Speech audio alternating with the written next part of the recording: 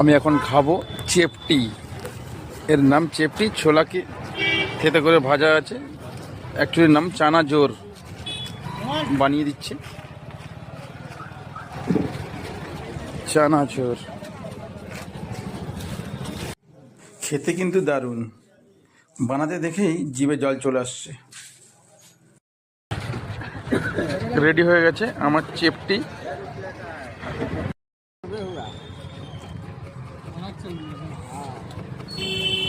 দেখুন কাটার স্পিডটা,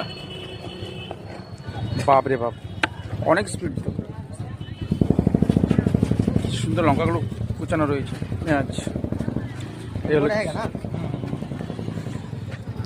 30 টাকা 50 টাকা চেপটি। বানাতে কিন্তু बहुत मेहनत আছে।